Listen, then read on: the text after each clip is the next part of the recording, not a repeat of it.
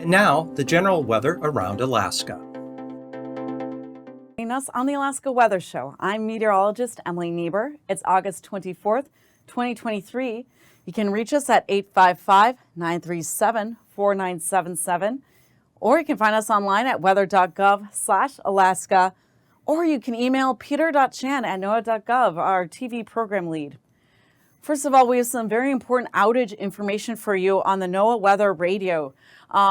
Starting this Friday at 2 p.m., August 25th, through 5 p.m. Monday, August 28th, we are expecting an outage for the following stations: Utqiagvik, Kotzebue, Nome, Bethel, St. Paul, Unalaska, Cold Bay, and Yakutat. Again, that's this Friday at 2 p.m., August 25th, through 5 p.m. Monday, August 28th. You can reach our information, our forecast warnings, and tsunami information online anytime at weather.gov or tsunami.gov, weather.gov, and tsunami.gov. So what are we expecting from these outages in terms of services? Some surface hydrologic and ship observations may be unavailable. The 12Z or 4 a.m. upper air observations, excluding Utqiagvik and Anchorage, will be unavailable. The NOAA Weather Radio at 8 sites will be out of service. The Alaska Aviation Weather Unit graphics may be delayed or unavailable, and some Alaska Weather TV graphics may be delayed or unavailable. Experimental Alaska Aviation guidance will be unavailable as well. So again, that's this Friday starting at 2 p.m. Through Monday, August 28th. And again, you can reach our products online anytime at weather.gov and tsunami.gov. We have a very active pattern in store across the state. A lot of advisories and some watches to discuss today, but we'll start with what's ongoing. We already have some advisories out for portions of the Western Seward Peninsula, Gamble, and southern and western portions of the Kuskokwim Delta, where broad southwesterly flow is expected to cause surf levels higher than normal. So you might want to move some of your stuff if they're along the coast to safety. But again, this is an advisory, and this continues until Saturday. We also have gusty winds through the eastern Alaska range. And so expect, if you're traveling through Saturday in these areas, expect some gusty winds. Finally, we do have flood watches out for a good portion of coastal areas of south central Alaska, with, again, several training lows. We'll look at that in a moment. But this starts Friday afternoon and it continues into Saturday evening for eastern parts such as Anchorage, Matanuska Valley, Susitna Valley, western portions of the Kenai.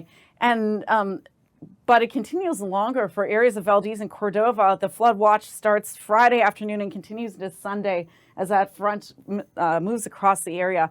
So again, stay up to date if you're going to be traveling in these areas, or if you plan to be on any rivers. There is going to be widespread precipitation. And again, right now it's a flood watch across these areas. As you would expect, our fire level is fairly low with all of the precipitation we've had lately. Only a few pockets where we have a medium or high risk left across the state. As a result, for our fire weather update from our friends at the Alaska Interagency Coordination Center, wet weather has virtually ended fire season across most of the state. Some exceptions in the southeastern interior where duff fuels remain dry, but Chinook winds will keep the upper Tanana Valley warm and dry through the weekend, allowing for some fire growth. For our outlook, if significant rains of greater than 1 inch do not reach the upper Tanana River Valley, fires there may become active during spells of sunny weather into late September. So here's a quick look at our active pattern. We have a low pressure system across the eastern portions of the Bering. We have a separate system impacting the Anchorage area. And finally, we have that Arctic low moving towards the east past Utqiagvik. You can see it's spinning. It's a pretty impressive low, pumping a lot of moisture northwards. It's at 990 millibars, and again, its front stretches well into the Pacific, creating a good fetch of moisture. As tonight, that will move slowly, but we have the next system that's going to be impacting us into Friday towards the south. But again, widespread rain. As we move into Friday, that low pressure system moves in closely, and we get broad southwesterly moist flow across much of south central, which again will be driving some of that flood watch concerns. Meanwhile, this frontal system will be bringing some rain to much of the Brooks Range, and river levels are expected to rise there. No advisories at the time, but again, if you're going to be in the Koyukuk River areas, watch for rising levels. Saturday, again, you can see broad southwesterly flow into the interior, but our main concern is for the flood watch and bringing that moisture into the Kenai and the slow-moving frontal system as it slowly moves into the eastern Prince William Sound. Let's take a look at your temperatures. Coming on Friday morning, we're looking at temperatures in the lower 50s in the Panhandle. Meanwhile, across the south central, we're looking for temperatures, again, in the low 50s. For Friday afternoon, temperatures will be reaching into the lower 60s across the Anchorage, Kenai, and 59 at Kodiak. A little warmer. We're going to get a little more sunshine in southern parts of the Panhandle, so temperatures almost reaching the 70s and mid-60s across much of the Panhandle. For your Saturday morning low temperatures, again, mostly in the low to mid-50s and a little warmer in the Panhandle, more in the mid-50s. Saturday afternoon, again, we're looking at temperatures around 60 in the Anchorage area, 58 the Kenai. Again, this is with all of that widespread rain that's going to be occurring. But in some downslope places like Gulkana, temperatures may reach 65. And again, some nice 70s if you're in southern portions of the Panhandle for your Saturday afternoon.